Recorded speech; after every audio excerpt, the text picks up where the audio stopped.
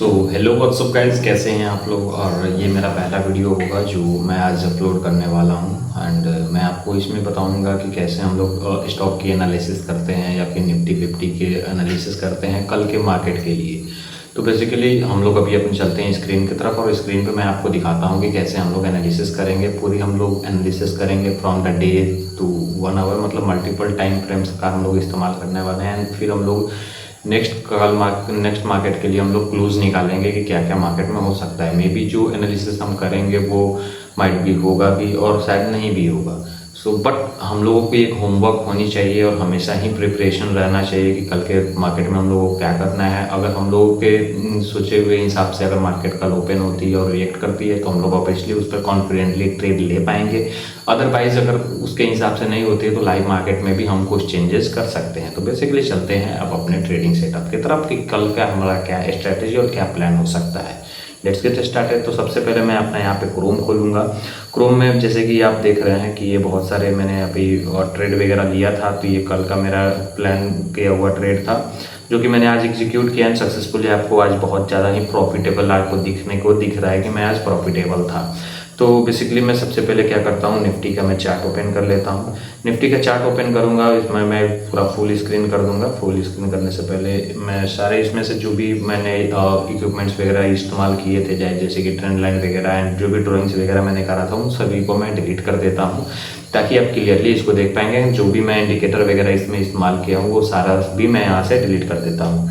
तो यहाँ से मैं सारा डिलीट कर देता हूँ एंड सारे इंडिकेटर्स को मैं क्लोज कर देता हूं ताकि आपको इजीली समझ में आ पाए। फिर हम लोग स्लोली सारे इंडिकेटर्स को अप्लाई करेंगे कि हमारा प्राइस एक्शन क्या कह रहा है, स्मार्ट मनी कॉन्सेप्ट क्या कह रहा है एंड हमारा इंडिकेटर क्या कह रहा है कल के मार्केट के लिए।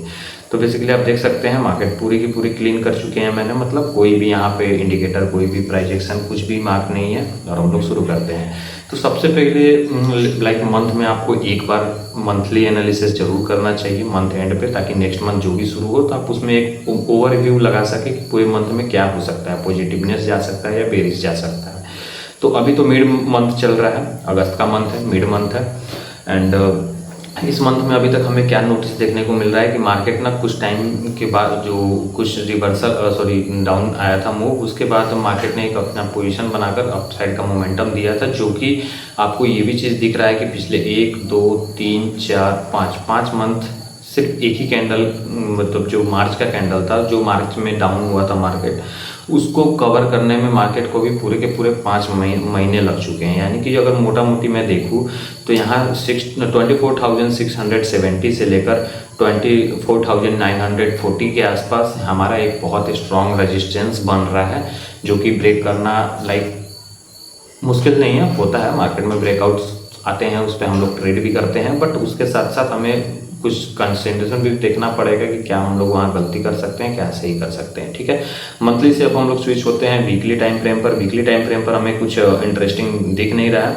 इंटरेस्टिंग एक दिख रहा है कि यहाँ से एक ट्रेंड लाइन की तरफ, मतलब लाइक मार्केट यहाँ से एक डाउन ट्रेंड था, यहाँ से अब कंसोलिडेट करके एक मतलब लाइक मार्केट ने एक लोअर लो बनाया एंड यहाँ पे एक लोअर हाई बनाया एंड फिर यहाँ पे एक हायर लो बनाया एंड यहाँ पे मार्केट अपने रेजिस्टेंस के पास आसपास ट्रेड कर रहा है। ठीक है, नेक्स्ट अब हम लोग डेली टाइम फ्रेम पर आएंगे, जो कि लाइक ऐसे तो कहते हैं कि इंट्राडे बेसिस के लिए आपका मोस्ट इंपॉर्टेंट होता है कि आप डेली से शुरू करिए। बट डेली उतना भी इंपॉर्टेंट नहीं होता है, बिकॉज डेली वाले में आपको चार्ट क्लियरली समझ ही नहीं आएगा कि कल आप बुलिश रहोगे या बेरिश रहोगे। बस एक नॉर्मली कैंडल को देखकर नेक्स्ट डिसीजन आप ले सकते हो कि नेक्स्ट कौन सा कैंडल बन सकता है। ठीक है, जैसे कि आप आज अगर नोटिस करोगे यहाँ पे, जैसे कि अगर आप नोटिस करोगे यहाँ पे, तो आज के दिन में आज यहाँ पे टाइप ऑफ डोजी कैंडल बनाया है लाइक इंडिसीजन, यानी कि वहाँ पे बायर्स भी हैं एंड सेलर्स भी हैं। तो बेसिकली हमको यहाँ पे देखकर कुछ ऐसा फील नहीं आ रहा है कि हम लोग क्या कर सकते हैं, कल मार्केट गिर भी सकता है, मार्केट कूद भी सकता है। तो इसको हम लोग और लोअर टाइम फ्रेम पर करेंगे, क्योंकि इंट्राडे होता है तो सेम डे हम लोग को ट्रेड एग्जीक्यूट करना पड़ता है, सेम डे उसमें से एग्जिट भी करना होता है। तो हम लोग लंबे टाइम फ्रेम को उतना कंसीडर नहीं करते हैं, but 1 our is the important place जहाँ पे हम लोग अपना ट्रेड एग्जीक्यूट करते हैं, प्लान करते हैं। तो बेसिकली अब हम लोग 3 आवर्स को भी एक बार चेकआउट कर लेंगे, जो कि हाफ डे होता है। हाफ डे फर्स्ट सेशन में और हाफ डे सेकेंड सेशन में, 2 पार्ट्स में हम लोग इसको डिवाइड करते हैं, ताकि इजीली हम लोग और भी तगड़ा कर पाएँ कि मार्केट के मिड में कोई रिवर्सल तो नहीं आ सकता है यार। कि जैसे कि आपने बहुत बार देखा होगा कि फर्स्ट टाइम में मार्केट लाइक अगर डाउन में जाता है तो हाफ टाइम के बाद वो मार्केट 60 से ऊपर भी उड़ जाता है। कभी अगर फर्स्ट टाइम से ऊपर जा रहा हो तो हाफ टाइम बाद 60 से नीचे भी चला आता है। तो वो सारा चीज़ भी इसमें हम लोग कंसीडर करने वाले हैं। तो बेसिकली अगर मैं 3 आवर्स की चार्ट देखूँ तो इसमें भी मुझे कुछ खास दिख नहीं रहा है।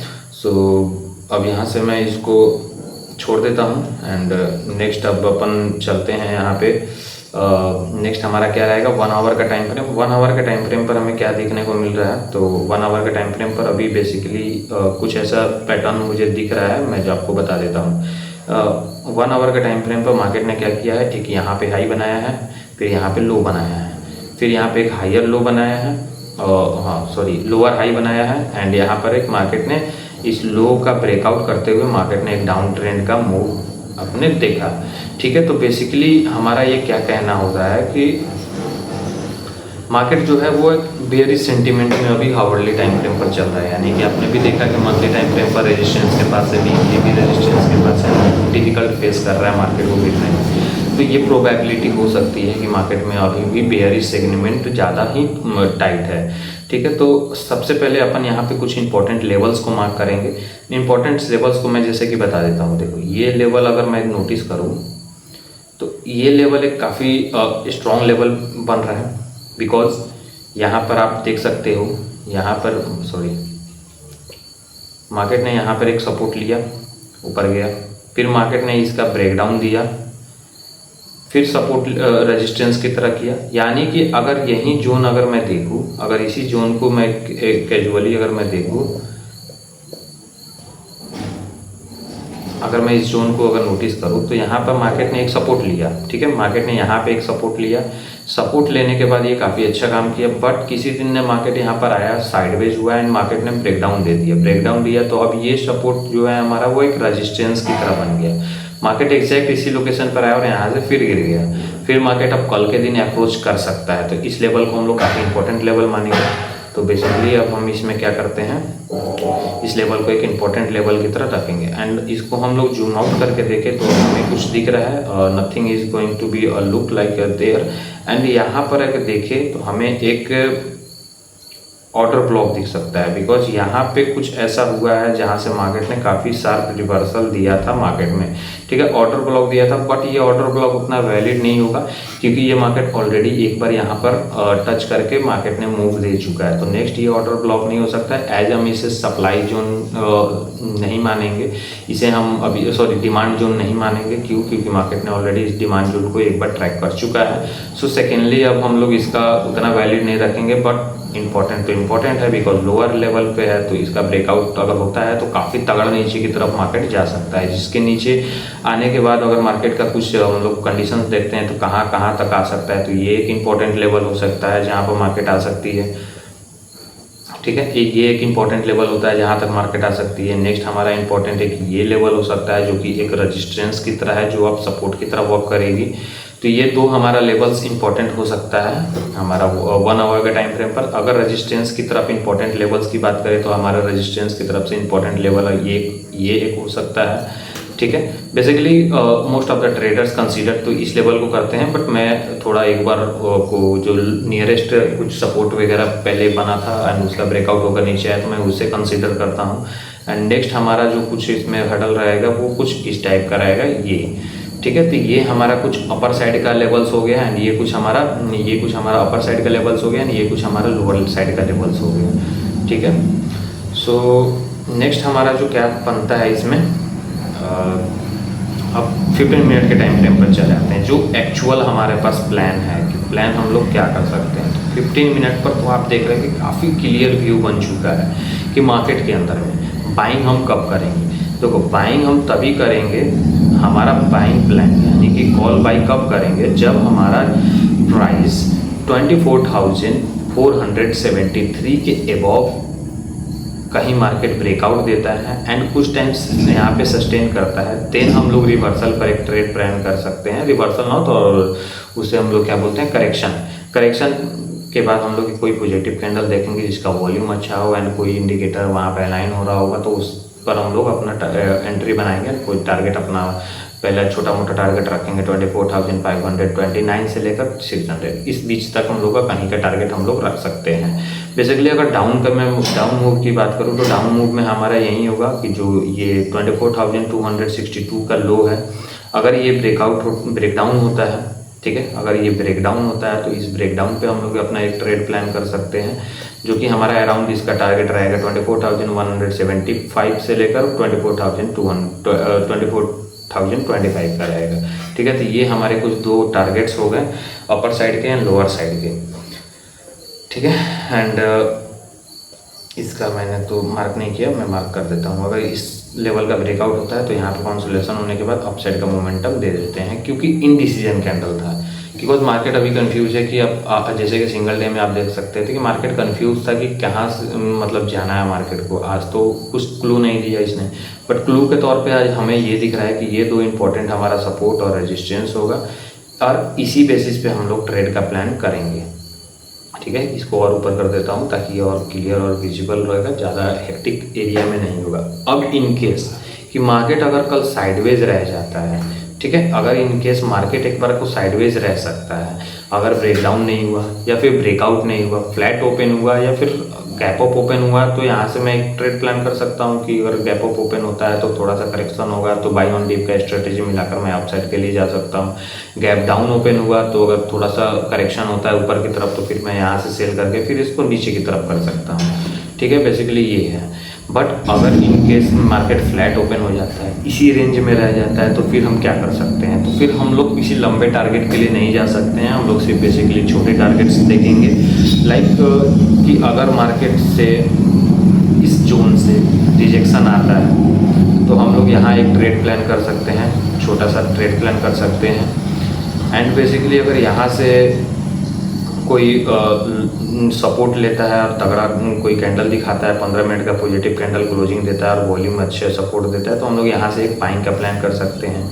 ठीक है, अगर ब्रेकडाउन या ब्रेकआउट होता है तो इस लेवल से ही ब्रेकआउट या ब्रेकडाउन का हम लोग ट्रेड प्लान करेंगे। अगर ब्रेकडाउन होता है तो इस लेवल से ट्रेडिंग का कुछ प्लान करेंगे, एंड ब्रेकआउट होता है तो हम इस लेवल का कुछ ट्रेड प्लान करेंगे। ये जो मैं मार्क कर रहा हूँ वो एग्जैक्ट ट्रेडिंग का मतलब एंट्री और एग्जिट का पोजीशन नहीं है, बट वो सिचुएशन तो लाइव मार्केट में होता है। बहुत से ट्रेडर ऐसे होते हैं जो बोलते हैं कि आप इस लेवल से बाई कर लो, इस लेवल से सेल कर लो। तो भाई देखो, अगर जब तक मार्केट खुला ना हो, जब तक मार्केट में चल ना हो, रियल मार्केट में आप जाकर जब तक लाइव देखिए ना कि प्राइस क्या चल रहा है क्या नहीं चल रहा है, तो भाई आपको पहले से कोई कैसे बता सकता है, because market is not a prediction of game.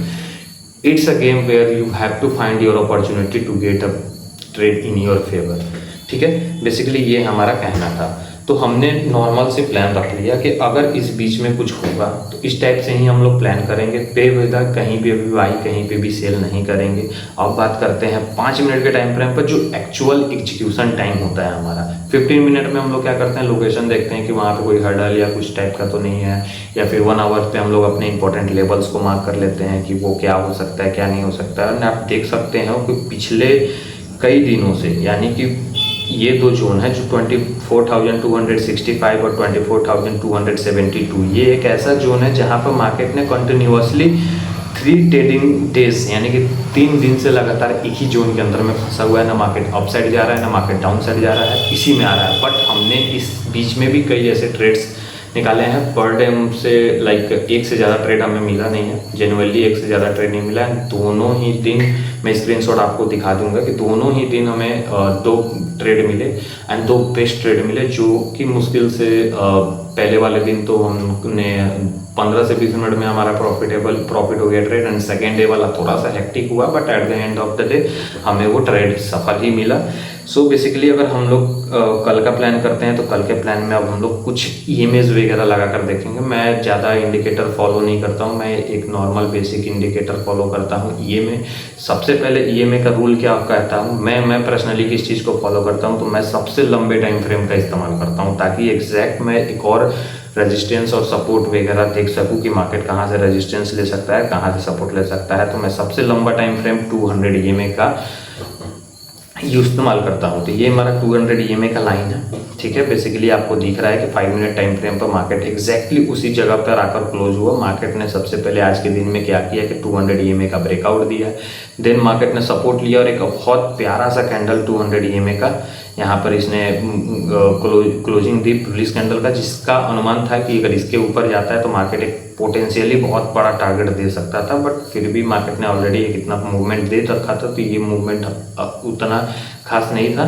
और उसका फिर से मार्केट में बंद होते होते तक मार्केट ने डाउन की तरफ उसका क्लोजिंग दे दिया। बट जो क्लोजिंग एक्चुअल क्लोजिंग कैंडल थी वो उसके नज़दीक में ही आकर पास में बंद हो गया। तो हमें इससे कुछ क्लू नहीं मिला, इससे बस सिंगल मुझे यही फील आ रहा है कि लाइक ये तो जो जोन होगा ना, ये नो ट्रेडिंग जोन हम कंसीडर कर सकते हैं 5 मिनट के अनुसार, ठीक है। ये इस जोन को हम लोग ना no trading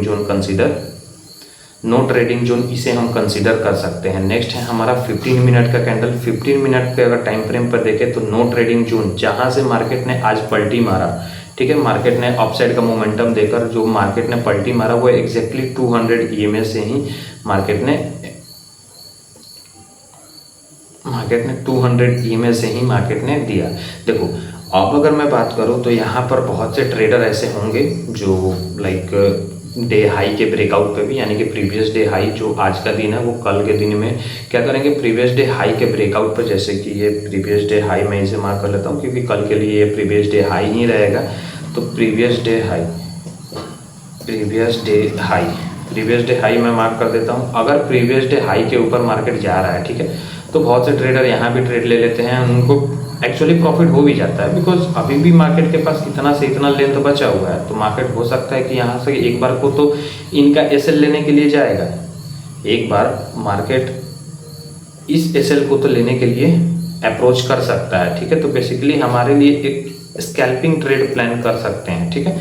this is a scalping trade. इसमें हमें बड़े मोमेंटम मिलने की कोई चांसेस तो मुझे नहीं लगता है, बट हम एक छोटा सा रिस्क जरूर ले सकते हैं। इन लेवल के पास रिस्क थोड़ा कम रहेगा क्योंकि मार्केट का डायरेक्शन स्ट्रक्चर के हिसाब से कर रहे हैं, बट उस कंसिडरेशन जोन के अंदर में हम एक ट्रेड अगर फाइंड आउट करने का प्लान कर रहे हैं तो हमें प्रीवियस डे हाई के ऊपर एक ब्रेकआउट आता है, 15 मिनट का कैंडल क्लोज होता है, प्रॉपर 15 मिनट का कैंडल क्लोज होता है एंड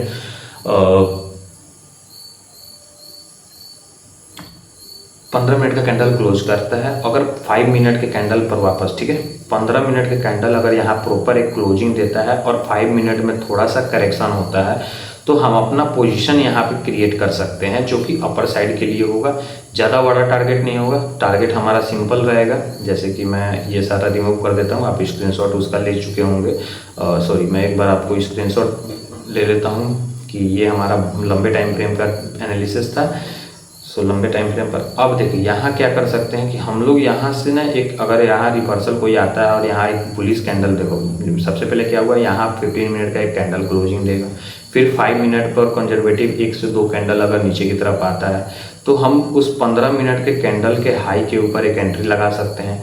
लो और एसएल कहाँ रहेगा, एसएल हमारा रहेगा प्रीवियस डे हाई के लो के नीचे, मतलब हाई से थोड़ा सा नीचे हम लोग रखेंगे। एंड टारगेट हमारा क्या रहेगा, टारगेट हमारा रहेगा जस्ट ये, क्यों, क्योंकि यहाँ पे एक सेलर्स है तो बेसिकली यहाँ पर एसएल हंट हो सकता है, ठीक है। ये हमारा एसएल हंटिंग जोन रहेगा, ये हमारा, क्योंकि यहाँ पे बहुत से जो जिन लोगों ने सेल करा था उनका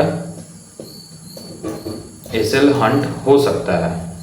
ये कुछ नहीं होता है ट्रेडिंग में कंफर्म होगा, एसएल हंट हो सकता है। मे बी जो मैं ब्रेकआउट बोल रहा हूँ, अगर ब्रेकआउट होगा तो बाई करेंगे, तो ब्रेकआउट होगा तो प्राइस यहीं से उठकर वहाँ तक जाएगा ना, तो उतने दूर को ही हम क्यों छोड़ें।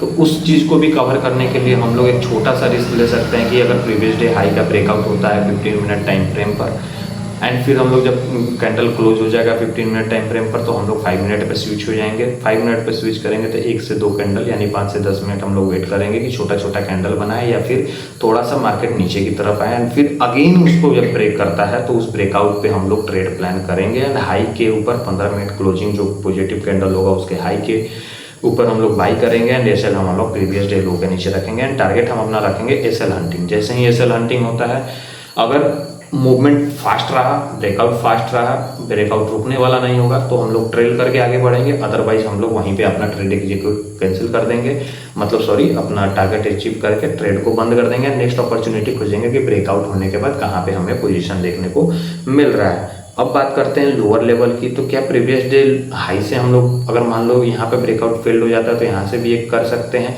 यस ऑफकोर्स कर सकते हैं, क्यों? क्योंकि ऊपर में हमारा एक क्या बोलते हैं, ऊपर में एक हमारा रेजिस्टेंस भी है एंड जो कि पहले सपोर्ट का काम किया करता था।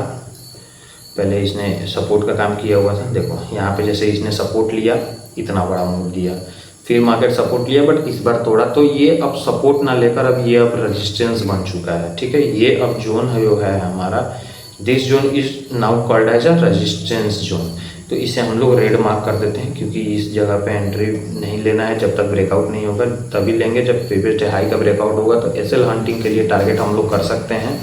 एंड अगर यहाँ से रिजेक्शन आता है इनकेस तो क्या करेंगे, तो बेसिकली वहीं प्लान करेंगे। ठीक है, ये तो बात का बात है। पहले 200 EMA का हम लोग कंडीशन देख लेते हैं। 200 EMA कहाँ अलाइन हो रहा है? प्रीवियस डे हाई 15 मिनट के कैंडल पर 200 EMA अलाइन हो रहा है प्रीवियस डे हाई के पास। तो आपको एक और चीज़ मैं प्रीवियस के हिस्ट्री डाटा दिखाता हूँ कि 15 मिनट वाले टाइम फ्रेम पर क्या क्या 200 EMA का रिएक्शन रहा है। ठीक है,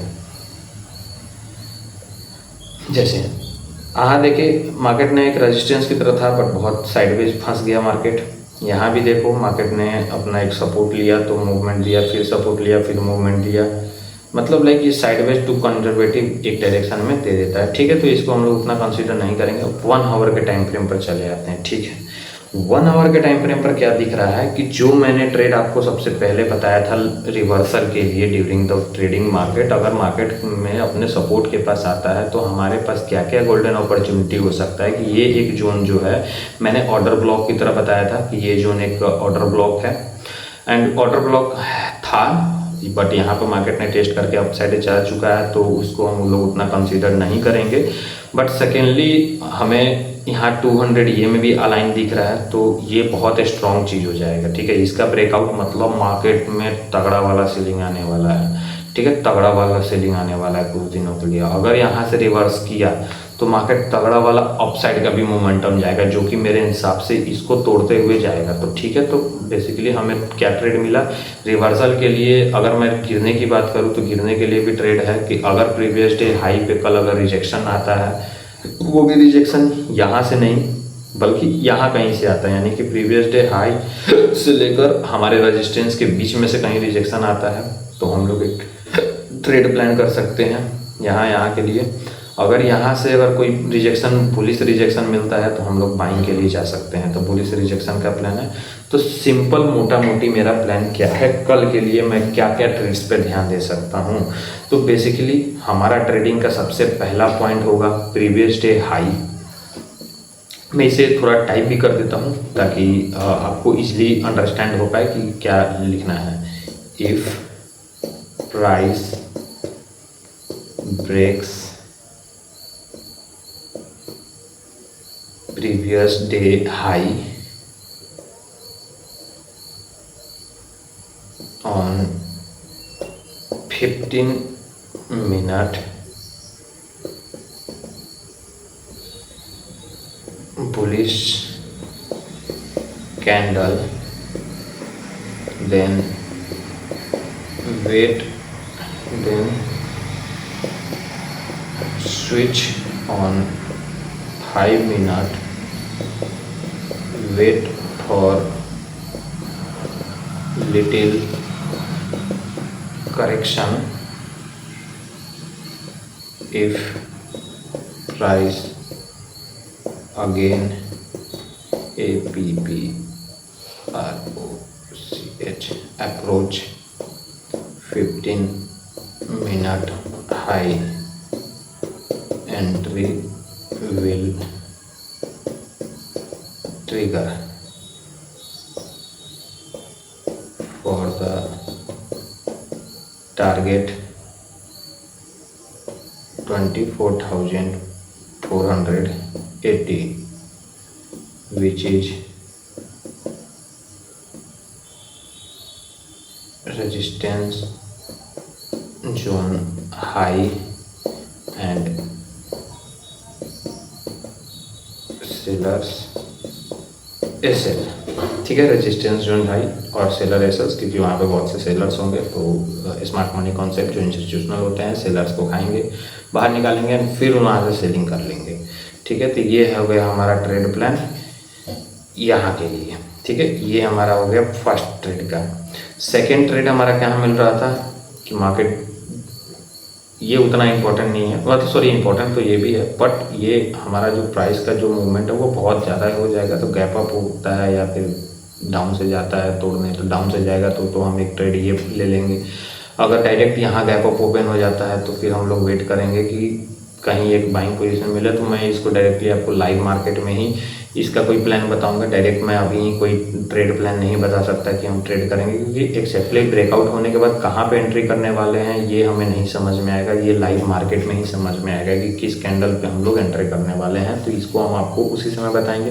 बेसिकली हमारा एक एक्टिवली माइंडसेट बना रहेगा कि ब्रेकआउट कल होता है तो ऐसे ऐसे हम लोग करेंगे, ठीक है। नेक्स्ट अब हम लोग सेकेंड हमारा जो इम्पोर्टेंट एक और ट्रेडिंग का सेटअप बन सकता है, ट्रेडिंग सेटअप एक और जो बन सकता है वो है कुछ हमारा ये, अगर मार्केट गैप डाउन या फिर फ्लैट ओपन होता है एंड 15 मिनट का कैंडल, 15 मिनट का कोई अगर बुलिश कैंडल यहाँ बनाता है, ठीक है,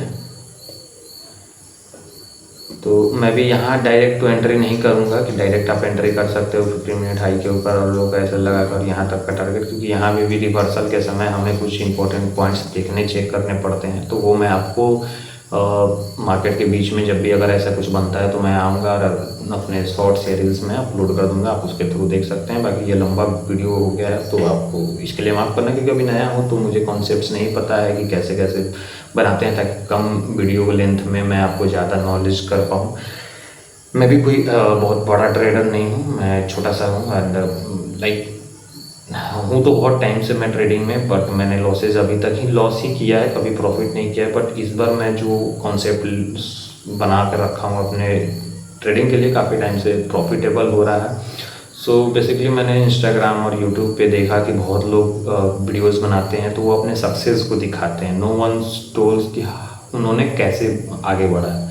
तो मैं कोशिश कर रहा हूँ, मैं कोई अर्निंग के लिए वीडियो नहीं बना रहा हूँ, मैं बस थोड़ा अवेयरनेस के लिए बना रहा हूँ कि लाइक कितना मेहनत लगता है इसमें। इतने मैं तो अभी भी आपको थोड़ा शॉर्ट में बता दिया, बट थोड़ा और मेहनत लगता है। मैं आपको कोशिश करूँगा कि मैं अपने ट्रेडिंग लाइव भी दिखाऊँ कि कैसे वीडियो बनाते हैं, सॉरी कैसे प्रिपरेशन करते हैं, क्या क्या चीज़ें को नोटिस करना पड़ता है, क्या याद करना पड़ता है। क्योंकि मैंने बहुत से फ्री सोर्सेज वाले यूट्यूब वीडियोज़ देख रखा है, हज़ारों वीडियोज़ देखा है, सबने एक अच्छा पढ़ाया है, सबने अच्छा ज्ञान दिया है, बट एक्चुअली किसी ने ये नहीं बताया कि एंट्री कहाँ करना है और कैसे करना है। वो रिपीटेड रूल बताते हैं, लेकिन लाइव मार्केट में ना कोई रूल काम नहीं करता है।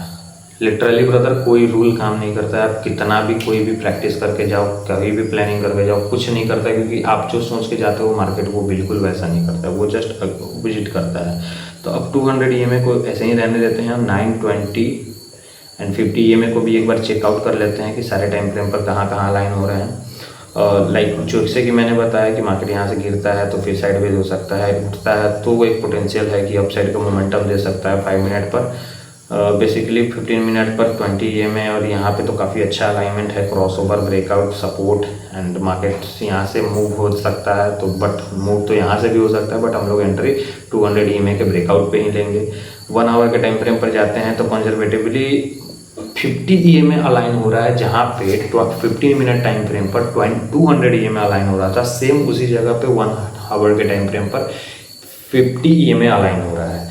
तो 50 EMA तो ठीक है। बेसिकली कल प्रीवियस डे हाई का ब्रेकआउट होना क्यों इम्पोर्टेंट है, क्योंकि अगर कल का ब्रेकआउट हाई का ब्रेकआउट होता है, यानी प्रीवियस डे हाई का ब्रेकआउट होता है, तो सबसे बेसिकली पहला पॉइंट हमें मिल रहा है कि 15 मिनट टाइम पे 200 EMA का ब्रेकआउट हो रहा है। सेकेंडली अगर 1 आवर पे देखें तो हमारा 50 EMA का ब्रेकआउट हो रहा है और 9 EMA 20 EMA को क्रॉस कर सकता है। और मेरा एक फेवरेट स्ट्रेटेजी है when 9 EMA cross 20 EMA and the same candle breaks 50 EMA, तो मैं वहाँ पे एक लॉन्ग पोजीशन बनाता हूँ एंड मोस्टली मेरा ये प्रॉफिट हुआ है। मैं अभी भी रियल मनी से ट्रेड नहीं करता हूँ, मैं आपको पहले ही क्लियर कर देता हूँ, मैं पेपर ट्रेड ही करता हूँ। तो मैं आपको वहीं शो कर सकता हूँ कि पेपर ट्रेडिंग में क्या करना है, कैसे करना है। सो मैं आपको लिंक डिस्क्रिप्शन में दे दे रहा हूँ पेपर ट्रेड का, बेस्ट पेपर ट्रेड है, आप बना सकते हैं। मैं खुद उस पेपर ट्रेडिंग में कुछ कमियां देखा हूँ, तो मैं भी लाइक ये लर्निंग के साथ साथ मैं ऐप डेवलपमेंट पे भी काम कर रहा हूँ, ताकि मैं एक ऐसा पेपर ट्रेड ऐप बना सकूँ जिसमें लाइक बच्चे सीख सके। बिकॉज उन्होंने जो दिया है वो बहुत बेस्ट है, किसी में कमी नहीं है, बट कुछ ऐसे चीज़ चाहिए जो जेन्युइनली एक न्यू ट्रेडर्स को जो चाहिए होता है, वो उसमें कुछ कमियां हैं। मैं उसके ऊपर बाद में एक अलग वीडियो बनाऊंगा, उसके बारे में आपसे बात करूंगा। सो बेसिकली मोटा मोटी यही था बाइंग के लिए।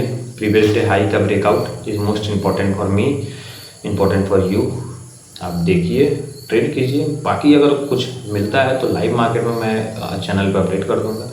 आप कृपया लाइक जब आप भी ट्रेडिंग करने बैठे हो तो मेरे चैनल को सब्सक्राइब करके बेल आइकन दबा देना, ताकि जैसे ही मैं कोई शॉर्ट्स या कोई वीडियो डालूँ उस समय आपको अपडेट मिल जाए। क्योंकि मैं अभी लाइव नहीं कर रहा हूँ, और अभी लाइव करने के लिए 1000 सब्सक्राइबर चाहिए एंड समथिंग 4000 उसका कुछ क्राइटेरिया होता है, उसके बारे में भी कुछ नहीं पता है।